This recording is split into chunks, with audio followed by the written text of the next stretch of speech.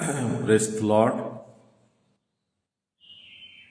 प्रभु को धन्यवाद दिए ये प्रातः सकाल पाई आसंतु माने ईश्वर वाक्य आ चिंता करिबा। समस्त चक्षु बंद करी छोटिया प्रार्थना करिबा।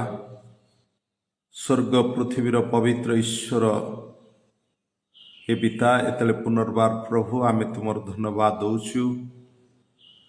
प्रत्येक सकाल समय प्रभु तुमरी स्वर्गीय माना तुम्हें आमान को दौच, जद्वारा प्रभु से माना द्वारा ही आमाने से परितुप्त जीवन काटिबा एवं आमान को शरीर उपरे तुमर तेज महिमा प्रकाशित होबा ए पवित्र परमेश्वर तेल प्रार्थना करुछि। आजिर चिंतन पाई अंतिम समय मंडलीर अवस्था कि प्रकार रहिबो से विषय प्रभु कहिबा पाई तुम आमानकु शक्ति सामर्थ्य दियो। धन्यवाद दौछि। महिमा संभ्रम गौरव प्रशंसा प्रभु तुम स्तर दौचु। जेते जन तुमरी जीवंत वाक्य को ग्रहण करिवे आउ सेमानकर जीवन प्रभु तुम्हें कार्य कर। धन्यवाद दे यीशु नाम रे ए छोट प्रार्थना मागुछु, आमेन। जाहो पुणिया माने प्रभु को धन्यवाद मु दौछि कारण ई सुंदर समय पाई प्रभुंकर उपस्थिति पाई। कारण माने विगत दिन मानकरे बा मानकर चर्च मंडलीर अवस्था कि प्रकार रहिबो से विषय निश्चित भाव में आमने अनेक वाक्य शुणुचे। गोटे मंडलीर दायित्व जेतेबेले लीडर मान को परिन्यस्त करा जायछि, से माने मंडली कि प्रकार भाव उत्तम भाव तत्वावधान करिवे पलर आदर्श स्वरूप हो पारिबे। कारण गोटे मंडली डिपेंड करुछि जे 5 गोटी पिलर को प्रभु मंडली मध्य देले आमे ताकू से 5 गोटी पिलर यूटिलाइज करिबा। गोटे मंडली भितरु 5 प्रकार सेवा कार्य नियति आवश्यकता रही। कहीं से बाइबल प्रकाश करुछि अंतिम समय का लोकमान को जीवन वाक्यर दुर्लभ रहिबो। सेथिपाई आमाने जाकि साधु साधु प्रेरित पाउल आउ सी तिमोथी निकट को द्वितीय पत्र लिखिले 3 अध्याय 1 पद 2 पद 3 पद जदि आमाने देखिबा, किंतु यह जानी थाओ जे शेष काल रे भीषण समय उपस्थित हब। कारण लोक माने आत्मप्रिय, धनलोभी, आत्मगर्वी, अहंकारी, निंदक, पितामातांकर अबाध्य, अकृतज्ञ, अपवित्र, स्नेहशून्य, अमिलन प्रिय, अपवादक, अजितेन्द्रिय, प्रचंड उत्तम विषय घृणाकारी, विश्वासघातक, दुस्साहसी, दाम्भिक हेबे, ईश्वर प्रिय न होई से माने बरं विलास प्रिय हेबे। एटी प्रिय ता मंडलीर स्वच्छता नष्ट हो जाए। साधु प्रेरित पाउल तांकर द्वितीय पत्र से लिखुचंती जे अंतिम समय मंडलीर लोक माने कौन करिवे, तांकर व्यक्तिगत जीवन जदि आमे देखिबा गोटे रस्ट बा मंडली भितरे जंक जोटा कि गोटे अपवित्र जीवन काटिबे। कारण ता खाद मैला केवल ईश्वर को लोकमान को जीवन लगी रहिबो। सदाबेले जंक एवं रस्ट गोटे विषय आमे जे देखिबा ता होछि ईश्वर को निकटरू विमुखतार कारण होई थाए। कारण आम माने जंक रस्ट कौन करे ଈଶ୍ୱରଙ୍କ ନିକଟରେ ଆମମାନଙ୍କର ସ୍ୱଚ୍ଛତା ରହି ନଥାଏ। ଆମେ ଈଶ୍ୱରଙ୍କ ଈଶ୍ୱରଙ୍କ ଠାରୁ ଆଉ ଆମମାନେ ବିମୁଖତା ହେବାର କାରଣ ହୋଇଥାଏ। ତା ହେଉଛି ଜଙ୍କ। ଏବଂ ଯେତେବେଳେ ମଣ୍ଡଳୀ ଜଙ୍କ ହେଇଯାଏ ବା ରଷ୍ଟ ହେଇଯାଏ, ତା ବିମୁଖତାର କାରଣ ଈଶ୍ୱରଙ୍କ ଲୋକମାନେ ହୋଇଯାଆନ୍ତି।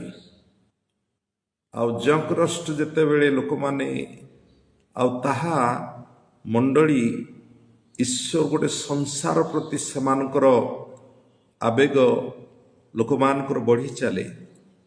ଆଉ ଜଙ୍କ ଏବଂ ରଷ୍ଟ ଯେଉଁ ମଣ୍ଡଳୀରେ ଲାଗିଯାଏ, ତାହେଲେ ପବିତ୍ର ଆତ୍ମାଙ୍କର ସ୍ୱଚ୍ଛତା ସେ ମଣ୍ଡଳୀ ମଧ୍ୟରେ ଆଉ ରୁହେ ନାହିଁ। ଆଉ ଲୋକମାନେ ମଧ୍ୟ ଇନମ୍ୟାଚୁର୍ଡ, ପରିପକ୍ୱତା ହୋଇପାରନ୍ତି ନାହିଁ, ବାକ୍ୟର ଦୁର୍ଲଭ ହୋଇଯାଏ। କାରଣ ଜଙ୍କ ରଷ୍ଟ ହେଉଛି ଲୋକମାନେ ଆଉ ଫ୍ରେଶ୍ ମାନାକୁ ସେମାନେ ଆଉ ପ୍ରାପ୍ତ ହୋଇପାରନ୍ତି ନାହିଁ। ଲୋକମାନଙ୍କର ସୋଚ ବିଚାର ଚେଞ୍ଜ ହେଇଯାଏ। ତେଣୁକରି ସେଥିପାଇଁ ସାଧୁ ପ୍ରେରିତ ପାଉଲ ମଧ୍ୟ ଲେଖିଲେ, ସାଧୁ ପିତର ମଧ୍ୟ ଲେଖିଲେ 2 ପିତର 3 ଅଧ୍ୟାୟ 3 ପଦରେ, ଶେଷ କାଳରେ ଆଉ ଲୋକମାନେ ଆପଣା ଆପଣା ଅଭିଳାଷ ଅନୁସାରେ ଗମନାଗମନ କରିବେ। କାରଣ ଆଉ ଲୋକମାନଙ୍କର ଆଚରଣରେ ମଧ୍ୟ ସୁଧାର ଆସିବ ନାହିଁ।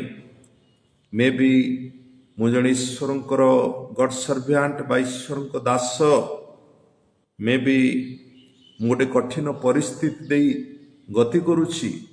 ତେଣୁକରି ଈଶ୍ୱର ସଦାବେଳେ ଚାହାନ୍ତି ଯେ ଆମମାନଙ୍କ ଠାରୁ ଯେ ଏଇ 6 ଗୋଟି ବିଷୟ ଆଜି ଆମେ ଦେଖିବା। କାରଣ ପ୍ରଥମ ବିଷୟ ଆମେ ଦେଖିବା ଯେ ନ୍ୟୁ ହାର୍ଟ।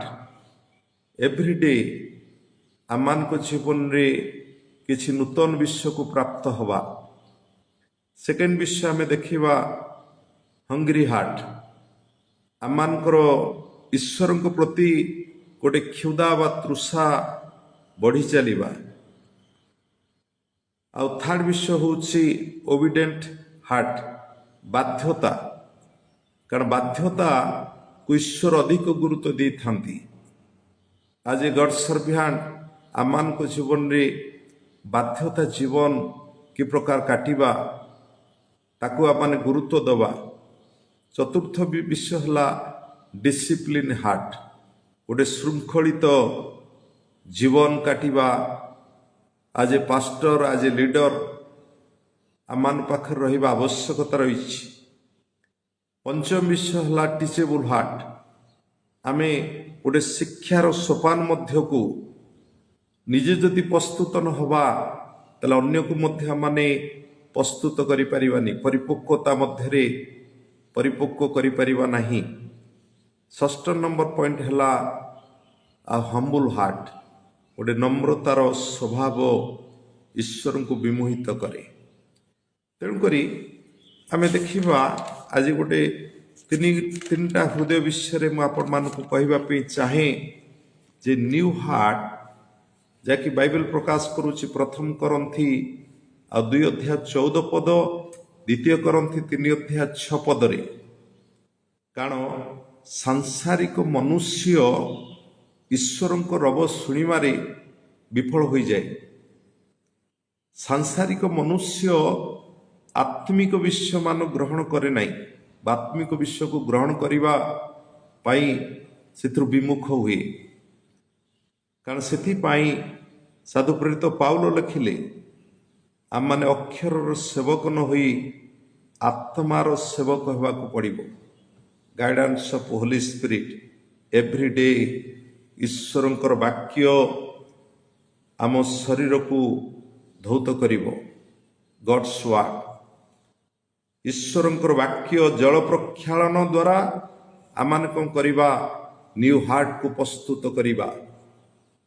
ନ୍ୟୁ ହାର୍ଟ ସଦାବେଳେ ଆଉ ନୂଆ ବିଷୟକୁ କ'ଣ କରିବ? ତା ଜେନେରେଟ୍ କରେ। ଯେତେବେଳେ ଆମେ ନିଜକୁ ପ୍ରସ୍ତୁତ କରିବା, ତାହେଲେ ଆମେ ଯେତେବେଳେ ନୂଆ ହେଇଯିବା, ତାହେଲେ ସେତେବେଳେ ନୂଆ ବିଶ୍ୱକୁ ନୂଆ ରେଭେଲେସନ ନୂଆ ପ୍ରକାଶନ ଈଶ୍ୱରଙ୍କ ଠାରୁ ଆମମାନେ କ'ଣ କରିବା ପ୍ରାପ୍ତ ହବା।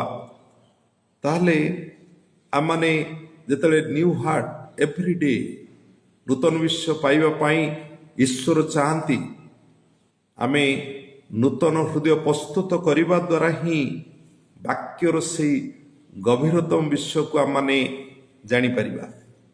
ସେକେଣ୍ଡ ବିଷୟ ଆମେ ଦେଖିବା ହଙ୍ଗରି ହାର୍ଟ, ଗୋଟେ କ୍ଷୁଧା ତୃଷା।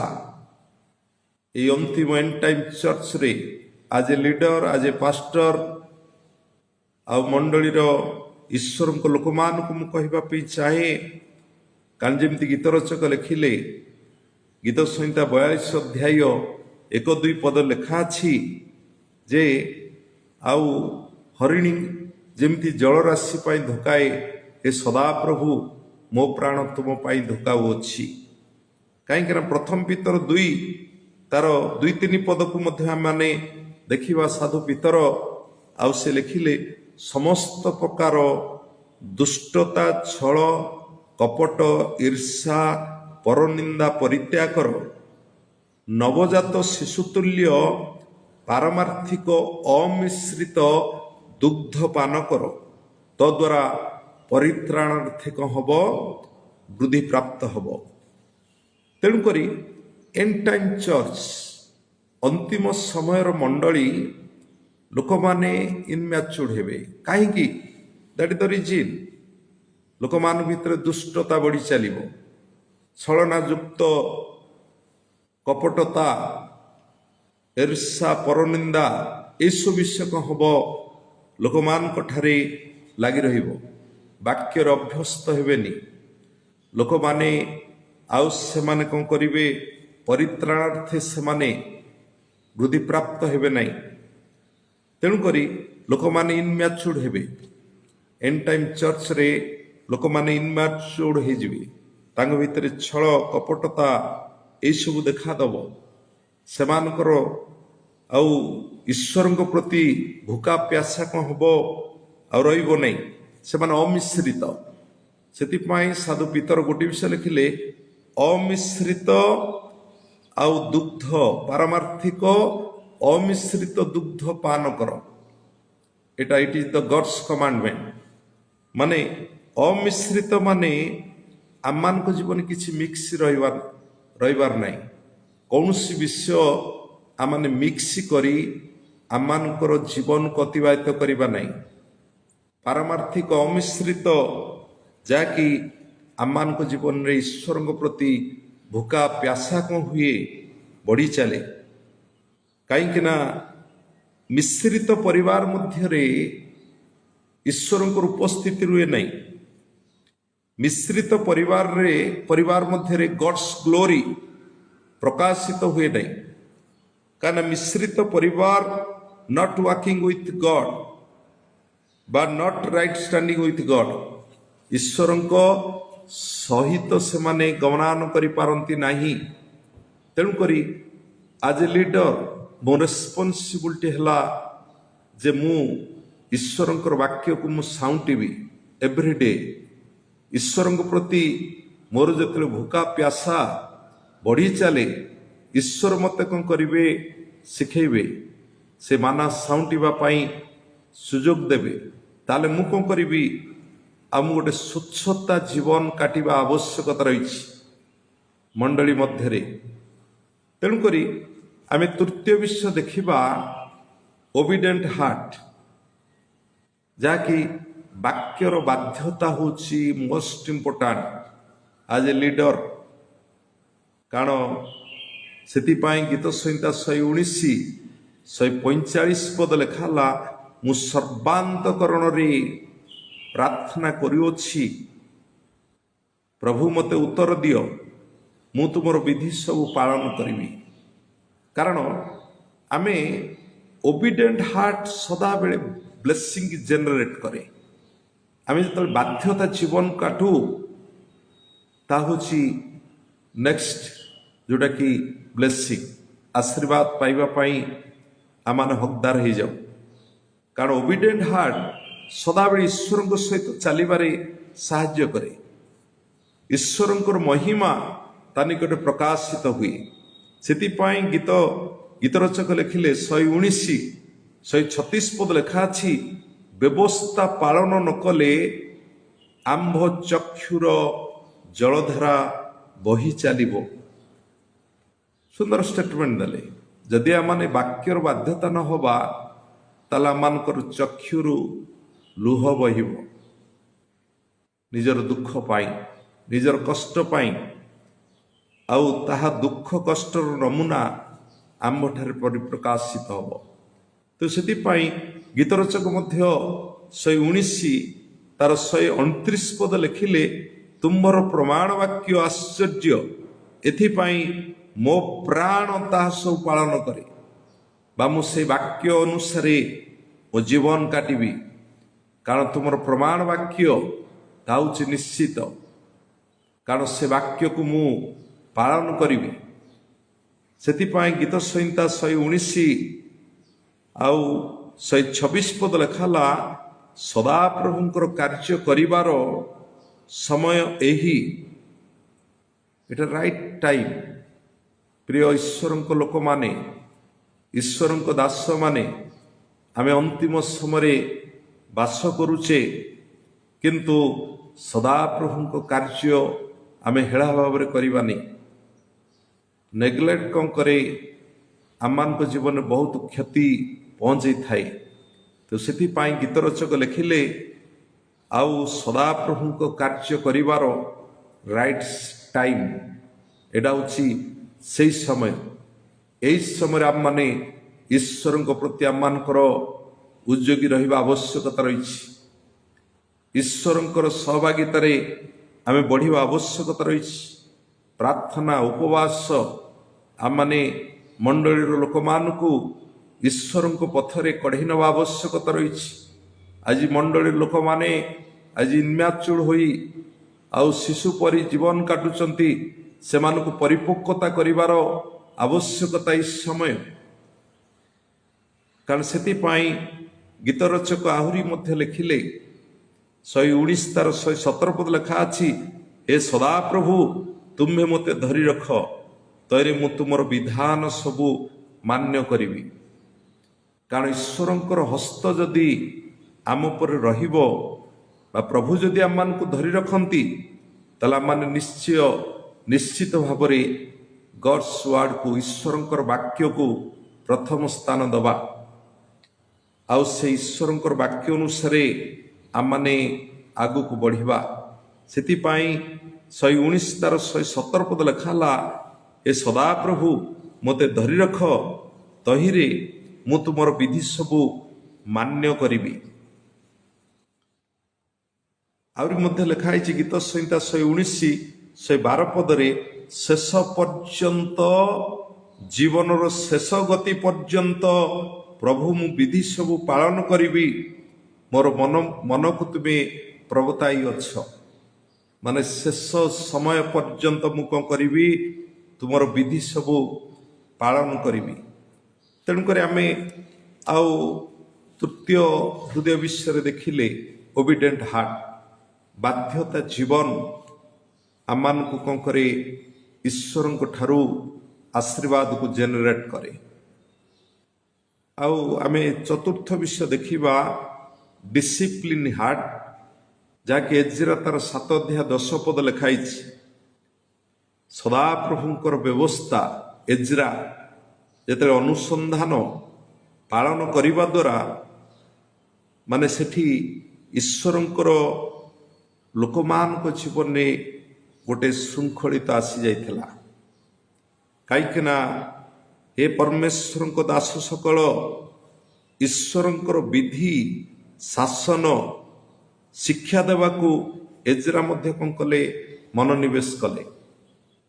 କାହିଁକିନା ଆଜି ଆମମାନେ ଆମମାନଙ୍କର ପରିବାର ମଧ୍ୟରେ ଶୃଙ୍ଖଳିତ ଜୀବନ ବା ଶୃଙ୍ଖଳିତ ପରିବାର କେତେବେଳେ ଆମମାନେ ଗଠନ କରିବା, ଶୃଙ୍ଖଳିତ ମଣ୍ଡଳୀ କେତେବେଳେ ଆମମାନେ ତିଆରି କରିବା, ତା ଡିପେଣ୍ଡ କରୁଛି ଯେତେବେଳେ ଜଣେ ଶିକ୍ଷାଦାୟୀ ଯାଜକ ନିଜେ ଯେତେବେଳେ ଗୋଟେ ଶୃଙ୍ଖଳିତ ଜୀବନ କାଟେ, ଈଶ୍ୱରଙ୍କର ବାକ୍ୟରେ ଯେତେବେଳେ ଅଭ୍ୟସ୍ତ ହୁଏ ତାହେଲେ ଏଠି ନିଜର ଶୃଙ୍ଖଳିତ ଜୀବନ ଅନ୍ୟମାନଙ୍କୁ କ'ଣ କରେ, ଶୃଙ୍ଖଳିତ କରି ଗଢ଼ି ତୋଳେ। ତା ଗୋଟେ ମଣ୍ଡଳୀ ପାଇଁ ଗୋଟେ ଆଦର୍ଶ ସ୍ୱରୂପ ହୋଇପାରେ। ତେଣୁକରି ଆମେ ଶିକ୍ଷାଦାୟୀ ଯାଜକ ବା ଯେ ଲିଡର, ମୋର ରେସ୍ପନ୍ସିବିଲିଟି ହେଲା ଯେ ଲୋକମାନଙ୍କୁ ଶିକ୍ଷାର ସୋପାନ ମଧ୍ୟକୁ କଢ଼େଇ ନେବା। ଏଭ୍ରିଡେ ସ୍ୱର୍ଗୀୟ ମାନା ସେମାନଙ୍କ ନିକଟରେ ବାଣ୍ଟିବା ଆବଶ୍ୟକତା ରହିଛି। ଆଜିର ମଣ୍ଡଳୀର ଲୋକମାନେ କାହିଁକି ବାଇବେଲ ପ୍ରକାଶ କରେ ଯେ ଜ୍ଞାନର ଅଭାବ ହେତୁ ଲୋକମାନେ ବିନଷ୍ଟ ହୋଇଯାଉଛନ୍ତି। ଜ୍ଞାନ କୋଉଠୁ ଆସିବ? ଈଶ୍ୱରଙ୍କର ବାକ୍ୟରୁ। ଜ୍ଞାନ ପ୍ରାପ୍ତ କେତେ ଲୋକମାନେ ହେବେ? ଯେତେବେଳେ ସେ ବାକ୍ୟର ନିଗୁଢ଼ ତତ୍ତ୍ୱ ବିଷୟ ଲୋକମାନେ ଜାଣିବେ, ଫ୍ରେଶ ମାନାକୁ ଲୋକମାନେ ଯେତେବେଳେ ପାଇବେ, ଲିଡର ମାନଙ୍କର ରେସ୍ପନ୍ସିବିଲିଟି ହେଲା ଯେ ଗୋଟେ ପଲକୁ ଆମମାନେ ଈଶ୍ୱରଙ୍କ ରାସ୍ତାରେ କଢ଼େଇ ନେବା। କାହିଁକି ନା ଏଠି ଦୁଇଟା ବିଷୟ ମନେ ରଖିଥାନ୍ତୁ ଲିଡର ମାନଙ୍କ ପାଇଁ। ଗ୍ରେଟ୍ କମିଶନ, କାହିଁକି ନା ଆମେ ସଦାବେଳେ ମ୍ୟାଥୁ 22 ଅଧ୍ୟାୟ 37ରୁ 40 ପଦ ଭିତରେ ଆପଣ ଦେଖିବେ ତାହା ହେଉଛି ଗ୍ରେଟ୍ କମିଶନ। ଆଉ ପ୍ରଥମ ଆଜ୍ଞା ଈଶ୍ୱରଙ୍କୁ ପ୍ରେମ କରିବା, ଦ୍ୱିତୀୟ ଆଜ୍ଞା ହେଉଛି ଆଉ ତୁମେ ଆପଣା ପ୍ରତିବାସୀକୁ ଆତ୍ମତୁଲ୍ୟ ପ୍ରେମ କରିବା। ଗ୍ରେଟ୍ କମାଣ୍ଡମେଣ୍ଟ ହେଉଛି ମ୍ୟାଥୁ 28 ଅଧ୍ୟାୟ 18-20 ପଦ ଅନୁସାରେ। ଏଠି ଆମମାନଙ୍କ ପାଖରେ ଏ ଦୁଇଟା ବିଷୟ ରହିବା ଆବଶ୍ୟକତା ରହିଛି। ଆଜ ଏ ଲିଡର ତାହେଲେ ଆମେ ସଦାବେଳେ ଲୋକମାନଙ୍କୁ ପରିପକ୍ୱତା କରିବା, ଲୋକମାନଙ୍କୁ ଆମମାନେ ମଜବୁତ କରିବା। ସେଥିପାଇଁ ବାଇବେଲ ପ୍ରକାଶ କରେ ଯେ ଆମମାନଙ୍କ ପାଖରେ ଜଣେ ଆଜ ଏ ସର୍ଭ୍ୟାଣ୍ଟ ଓରସିପ ଉପାସନାର ଦକ୍ଷତା ରହିବା ଆବଶ୍ୟକତା ରହିଛି। ଫେଲୋସିପ ସହଭାଗିତା ନିଶ୍ଚିତ ଭାବରେ ଆମମାନଙ୍କ ଜୀବନରେ ଆବଶ୍ୟକତା ରହିଥାଏ। ଆଉ ଡିସାଇପୁଲସିପ ଶିଷ୍ୟତ୍ୱକୁ ଆମମାନେ ଆଉ ତିଆରି କରିବା। ତାପରେ ଏଭାଞ୍ଜେଲିଜିମ ପ୍ରଚାର କାର୍ଯ୍ୟରେ ନିଜକୁ ନିୟୋଜିତ ହେବା, ମିନିଷ୍ଟ୍ରି ସେବା କାର୍ଯ୍ୟ। ଏହି ପ୍ରକାର এই 5 ବିଷୟ ଆମମାନଙ୍କ ପାଖରେ ରହିବା ଆବଶ୍ୟକତା ରହିଛି। ତାପରେ ଆମେ 5ମ ନମ୍ବର ବିଷୟ ଦେଖିବା, ଟିଚେବୁଲ ହାର୍ଟ, ଯାହାକି ଆଉ ଯିଶାୟ 50 ଅଧ୍ୟାୟ 4 ପଦ ଲେଖା ହେଇଛି। ମୁଁ ଯେପରି କ୍ଲାନ୍ତ ଲୋକକୁ ବାକ୍ୟ ଦ୍ୱାରା ସୁସ୍ଥିର କରିପାରେ, ଏଥିପାଇଁ ସଦାପ୍ରଭୁ ମୋତେ ଶିକ୍ଷିତ ମାନଙ୍କ ଜିହ୍ୱା ଦେଇଅଛନ୍ତି। ଜଣେ ଶିକ୍ଷାଦାୟୀ ଯାଜକ ସେ କ'ଣ କରେ, ଆଉ ସଦାବେଳେ ଡିସାଇପୁଲସିପ ଶିଷ୍ୟତ୍ୱ ତିଆରି କରିବା ଆବଶ୍ୟକତା ରହିଛି। କାରଣ ମଣ୍ଡଳୀ ଯେମିତି ପ୍ରେରିତ ମାନେ ସେମାନେ ଏଭ୍ରିଡେ ଆଉ ସେମାନେ ଆଉ ମନ୍ଦିରରେ ଏକତ୍ରିତ ହେଉଥିଲେ। କାରଣ ଏଠି ଶିକ୍ଷାଦାୟୀ ଯାଜକ ପାଖରେ 5 ପିଲର ଚର୍ଚ୍ଚ ମଧ୍ୟରେ ଆମମାନେ ୱାର୍କଆଉଟ କରିବା ଆବଶ୍ୟକତା ରହିଛି। ଶିକ୍ଷାଦାୟୀ ଯାଜକ ଅଲୱେଜ କ'ଣ କରିବ, ବ୍ୟବସ୍ଥା ଅନୁସନ୍ଧାନ କରିବା ଆବଶ୍ୟକତା ରହିଥାଏ। କାରଣ ବାକ୍ୟ ଦ୍ୱାରା ଲୋକମାନଙ୍କୁ ସୁସ୍ଥିର କରିବା। ଆଉ ସେ ଶିକ୍ଷାଦାୟୀ ଯାଜକ ଆଉ ତାର ଲୋକମାନଙ୍କୁ ଯେତେ ପରିପକ୍ୱତା କରିବ, କାରଣ ଈଶ୍ୱର ତାକୁ ସେ ଶିକ୍ଷାର ସୋପାନ ମଧ୍ୟକୁ ନେଇଯାଆନ୍ତି, ତାହେଲେ ସେ ଗୋଟେ ସ୍ୱଚ୍ଛତା, ଗୋଟେ ପବିତ୍ରତା ଈଶ୍ୱରଙ୍କ ଲୋକମାନେ ଜୀବନ କାଟିବେ। ଲୋକମାନେ ଅଭିହିତ ଆଚରଣ କରିବେ ନାହିଁ। ଆଉ ତେଣୁକରି ଶିକ୍ଷାଦାୟୀ ଯାଜକ ସେଥିପାଇଁ ଏଠି ଯିଶାୟ ଲେଖିଲେ ଯେ ମୁଁ ଶିକ୍ଷିତ ମାନଙ୍କ ଜିହ୍ୱା ଦେଇ ଅଛନ୍ତି ପରମେଶ୍ୱର। କ'ଣ ପାଇଁ? ବାକ୍ୟ ଦ୍ୱାରା ଲୋକମାନଙ୍କୁ ସୁସ୍ଥିର କରିବା, ଆଉ କ୍ଲାନ୍ତ ଲୋକମାନଙ୍କୁ ବାକ୍ୟ ଦ୍ୱାରା ସୁସ୍ଥିର କରିବା। ସେଥିପାଇଁ ଈଶ୍ୱର ଆମମାନଙ୍କୁ ଶିକ୍ଷିତ ଜିହ୍ୱା ଦେଇଅଛନ୍ତି। ତେଣୁକରି ଆମେ ଯେତେବେଳେ ସେକେଣ୍ଡ କମିଂ ପୂର୍ବରୁ ଲୋକମାନଙ୍କୁ ଆମମାନେ କ'ଣ କରିବା, ପ୍ରସ୍ତୁତି ମଧ୍ୟ ରଖିବା। ତାପରେ ଆମେ 6ଠ ନମ୍ବର ବିଷୟ ହମ୍ବୁଲ ହାର୍ଟ, ଯେଉଁଟାକି ଦ୍ୱିତୀୟ ବଂଶାବଳୀ 12 ଅଧ୍ୟାୟ 7 ପଦ, ଦ୍ୱିତୀୟ ବଂଶାବଳୀ 7 ଅଧ୍ୟାୟ 14 ପଦ ଲେଖା ଅଛି। ସେମାନେ आपणा को नम्र कले ईश्वरंकर वाक्य सेमानक निकट उपस्थित हला।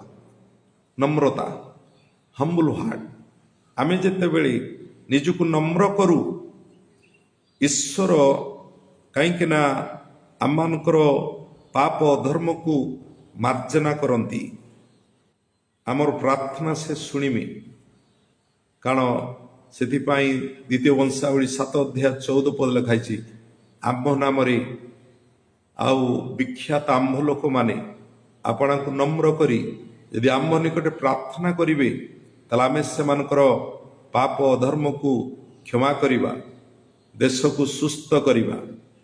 एठी गणना तार 12 अध्याय 3 पदरे बाइबल प्रकाश करे मूसा पृथ्वीर समस्त लोकंक ठारू से नम्र व्यक्ति थिले। हम्बल हार्ट सदा कौन करे अन्य मान को निमंते आंठु भांगी प्रार्थना करिबा गोटे दायित्व। मूसा प्रत्येक समय लोक माने पाप करिवे किंतु मूसांकर दायित्व थिला से आंठु भांगी ईश्वर निकट रे से प्रार्थना करुथिले। कहीं हम्बल हार्ट सदा बेले फास्टिंग प्रेयर ईश्वर सहित क्लोजनेस हवा ईश्वर सहभागितार बढ़िबा पाई सदाले से हृदय कौन कर हृदय भीतर गोटे आवेग आसो। हम्बल हार्ट अन्य मान निमंते सदा निवेदन करवा अन्य मान निमंते आंठु भांगा प्रार्थना करवा निज विषय चिंता न करी अन्य मान विषय मनोयोगी हवा से आउ जीशु मध्य आउ कहले मु हूँ नम्रशील मु मृदुशील मु नम्रचित मृदुशील कारण एठी जड़े नम्रशील व्यक्ति कौन करे आउ अन्य मानक शिक्षा द्वारा से ताकू निपुणता करि थाए। नम्र बा नम्रशील व्यक्ति कौन करे अन्यर दुख को कष्ट को सह करि पारेनी। तेणुकरी जड़े हम्बल हार्ट से अलवेज कौन करे ईश्वर चरित्र को धारण करे ईश्वर वाक्य द्वारा से तार जीवन को से गठन करे। तेणुकरी आउ हम्बल हार्ट जड़े तल निजको नम्र करे ईश्वर कौन करती गभीर शिक्षार सोपान मध्य को ताकू नहीं जाती। आ जड़े हम्बल हार्ट से सदा कौन करे ईश्वर रब को से शुणी पारे सेंसिटिव ऑफ होली स्पिरिट कठिन परिस्थिति मध्य रे से कौन करे आउ से ताकू फेस करे। तेणुकरी प्रिय ऑनलाइन परिवार आमाने ईश्वर वाक्य को आमाने देखुचे कारण बाइबल प्रकाश करुची जा माने ये अंतिम समय आमानकर ये 5 गोटी हृदय न्यू हार्ट नंबर 1 नंबर 2 आमे देखिले हंग्री हार्ट थर्ड विषय होची ओबीडिएंट हार्ट तापरे आउ चतुर्थ विषय हला डिसिप्लिन हार्ट पंचम विषय हला टीचेबल हार्ट षष्ठ विषय हला हम्बल हार्ट। तेणुकरी आसंतु आ निश्चित भाव आज शिक्षा आपण मानकर